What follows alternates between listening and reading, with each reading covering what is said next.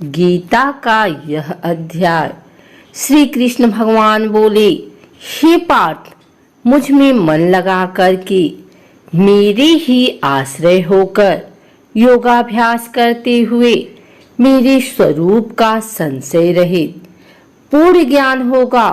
सो सुनो, विज्ञान के सहित वह पूर्ण ज्ञान मैं तुम्हें सुनाता हूँ, जिसके जानने से तुमको इस लोक में कुछ जानना शेष न रहेगा। सहस्त्रों मनुष्यों में से कोई एक सिद्धि प्राप्ति के लिए यत्न करता है, और उन यत्न करने वाले सिद्धों में से जो कोई भी मुझे ठीक से जान पाता है, पृथ्वी, जल, अग्नि, वायु, आकाश, मन, बुद्धि और अहंकार, यह 8 प्रकार की मेरी प्रकृति है। इस प्रकृति को अपरा, अचेतन अर्थात जड़ कहते हैं। और हे महाबाहो, इससे दूसरी प्रकृति चेतन है, जिसने संपूर्ण जगत धारण किया है। इन्हीं दोनों प्रकृतियों से सब प्राणी मात्र उत्पन्न होते हैं। ऐसा जानो, यह प्रकृतियां हमें से उत्पन्न हुई है। इस प्रकार जगत की उत्पत्ति और प्रलय का कारण मैं ही हूँ। हे धनंजय, धागे में जिस प्रकार मणि पिरोई जाती है, उसी भांति यह संसार मुझ में गुथा हुआ है। मुझसे परे और कुछ भी नहीं है। हे कुंती पुत्र, जल में, रस में मैं ही हूँ। चंद्रमा और सूर्य में प्रभा मैं ही हूँ। सब वेदों में प्रणव मैं ही हूँ। आकाश में शब्द तथा पुरुषों में जो पौरुष मैं ही हूँ। हे अर्जुन, पृथ्वी में जो सुगंध है तथा अग्नि में तेज मैं ही हूँ। सब प्राणियों में जीवन और तपस्वियों में तप मैं ही हूँ। हे पार्थ, संपूर्ण प्राणियों में सनातन बीज रूप मुझको ही जानना। बुद्धिमानों में बुद्धि रूप और तेजस्वियों में तेज मैं ही हूँ। हे भारत गर्भ, काम और रोग रहित बलवान पुरुषों में बल और पुरुषों में धर्म के विरुद्ध न जानने वाला काम मैं ही हूँ। जितने सात्विक, राजस, तामस पदार्थ हैं, वे सब मुझ में ही उत्पन्न हुए हैं, परंतु उनमें मैं नहीं रहता हूँ, ये मुझ में है। सत्व, रज, तम, ये तीनों गुणों के भावों से यह सारा संसार मोहित हो रहा है। इस कारण यह इससे परे मुझ अव्यय परमात्मा को नहीं जानता। मेरी यह गुणोमयी और दिव्यमया अत्यंत दुस्तर है। जो मुझको अनन्य भाव से भजते हैं, वे इस माया को पार कर जाते हैं। जो पापी मूढ़ नराधम, माया ने जिनका ज्ञान हर लिया है और आसुरी भाव ग्रहण किए हुए मुझको नहीं पाते हैं। हे भारत श्रेष्ठ अर्जुन, 4 प्रकार के मनुष्य मुझको भजते हैं।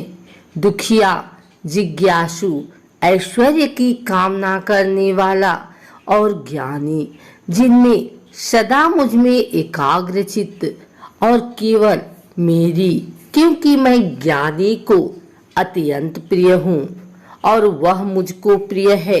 यद्यपि से सब भक्त अच्छे हैं, तथापि ज्ञानी तो मेरी आत्मा ही है, क्योंकि वह मुझ में ही मन लगाकर मुझको ही सर्वोत्तम गतिमान, मेरा ही आश्रय ग्रहण करता है। उनके जन्म के अनंतर ज्ञानी मुझे पा लेता है। ऐसा महात्मा अत्यंत दुर्लभ है।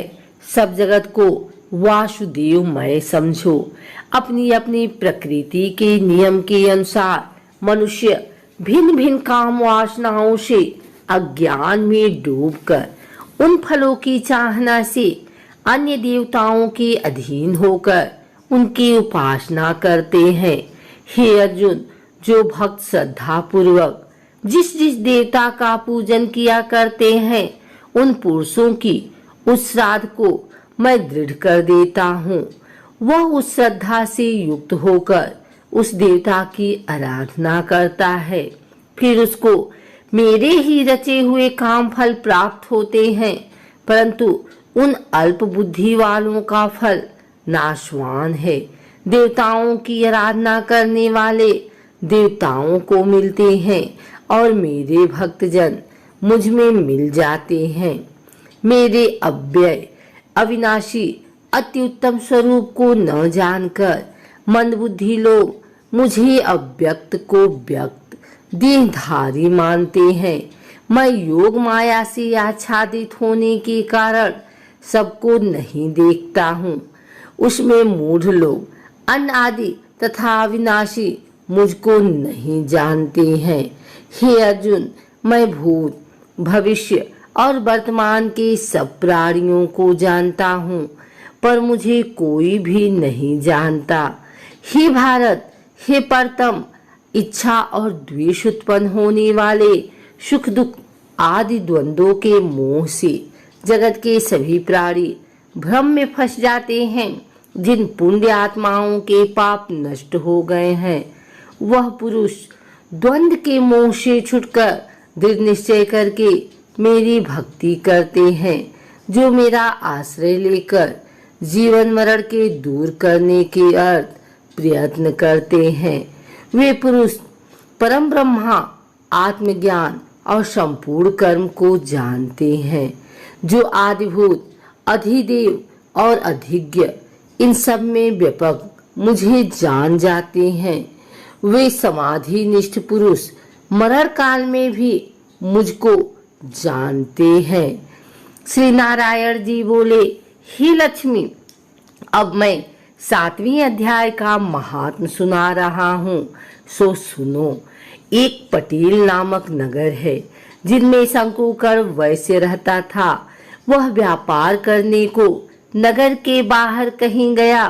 रास्ते में शंकुकुर को सर्प ने डसा, वह मर गया। उसके साथ ही उसकी दाह क्रिया कर आगे को सिधारे। जब लौटकर घर में आए, उसके पुत्र ने पूछा, मेरा पिता शंकुकर कहाँ है? उन व्यापारियों ने कहा, तेरे पिता को सर्प ने डसा था, वह मर गया और यह पदार्थ तेरे पिता का है, तू ले ले। 1 करोड़ रुपया दिया और उसकी गति कराने को कहा, क्योंकि वह अवगति मरा था। उस बालक ने अपने घर आकर ब्राह्मणों से पूछा कि सर्पडसी की गति कैसी करनी चाहिए। पंडितों ने कहा, नारायण बाली करवा दो। उर्द के आटे का पुतला बनवाया, चुनिया चढ़ाई, जैसी विधि किया। बहुत ब्राह्मण जिवाए, श्रद्धा पिंड पत्तल करवाया। बाकी द्रव्य जो रहा चारों भाइयों ने बांटा। एक पुत्र ने कहा, जिस सर्प ने मेरे पिताजी को काटा है, मैं उसको मारूंगा। उन व्यापारियों से पूछा, वह ठौर मुझे बताओ जहां मेरा पिता शंकुकर मरा है। व्यापारियों ने कहा, चलते हैं। वहां ले जाकर के खड़ा किया। देखा तो वहां एक बामी है, जिसे कंदलों के साथ खोदने लगा। जब छेद बड़ा हुआ, वहां से एक सर्प निकला। कहा, तू कौन है? मेरा घर क्यों खोदता है? उस बालक ने कहा, मैं शंकुकर का पुत्र हूँ। जिस सर्प ने मेरे पिता को मारा है, मैं उसको मारूंगा। तब सर्प ने कहा, हे पुत्र, मैं तेरा पिता हूँ, तू मुझे इस अधम देह से छुड़ा और मुझे मत मार। यह मेरा पूर्व का कर्म था, सो मैंने भोगा। तब पुत्र ने कहा, हे पिता, कोई यत्न बताओ जिससे मेरा उद्धार हो। तब उस सर्प ने कहा, हे पुत्र, किसी गीता पाठी ब्राह्मण को घर में भोजन करवा और उसकी सेवा कर, उसके आशीर्वाद से मेरा कल्याण होगा। तब उस बालक ने अपने घर और नगर में जितने गीता का पाठ करने वाले थे इन सबको बुलाकर गीता जी के 7वें अध्याय का पाठ कराया और उनको भोजन करवाया। तब उन साधु ब्राह्मणों ने आशीर्वाद दिया।